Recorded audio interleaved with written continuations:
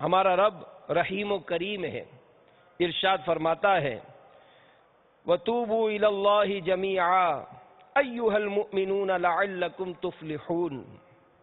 ترجمہ کنز الایمان، اور اللہ کی طرف توبہ کرو اے مسلمانوں، سب کے سب اس امید پر کہ تم فلاح پاؤ۔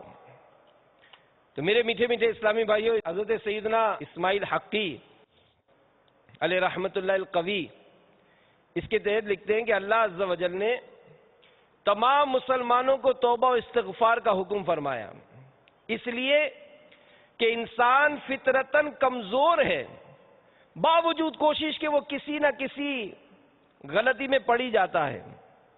اور امام قشیری علیہ رحمہ نے فرمایا کہ توبہ کا سب سے زیادہ محتاج وہ ہے جو اپنے لیے توبہ کی ضرورت محسوس ہی نہ کرے، سب سے زیادہ اس کو توبہ کی ضرورت ہے۔ تو اس آیت مبارکہ میں رب کریم عز و جل کی صفت ستاری کا بہت زیادہ صدور ہے کہ اس نے تمام اہل ایمان کو توبہ کا حکم دیا اور ارشاد فرمایا تاکہ مجرم رسوا نہ ہو، کیونکہ اگر صرف مجرموں کو خطاب ہوتا تو ان کی رسوائی ہوتی۔ سب کو فرمایا سب توبہ کریں، تو اس فرمان پر امید بن جاتی ہے کہ جس طرح رب تعالی نے دنیا میں رسوا نہیں کیا، آخرت میں بھی رسوا نہیں کرے گا۔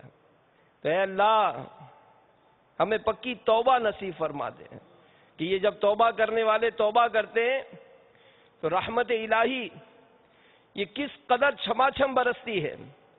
روایت میں ہے کہ جب کوئی نوجوان اپنے مالک عز و جل کی بارگاہ میں توبہ کرتا ہے تو فرشتے ایک دوسرے کو خوشخبریاں دیتے ہیں، فرشتے ایک دوسرے کو خوشخبریاں دیتے ہیں۔